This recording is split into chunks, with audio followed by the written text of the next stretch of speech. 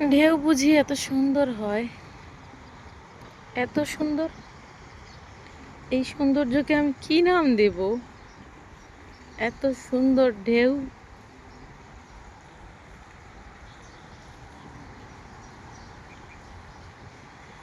আছি হলো কোথায় বলেন তো?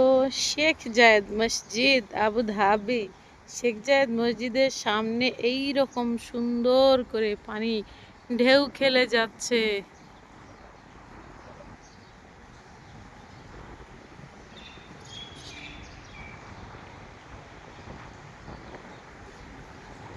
কি সুন্দর! আল্লাহ আমার রাম, এই রাবি আমার সব।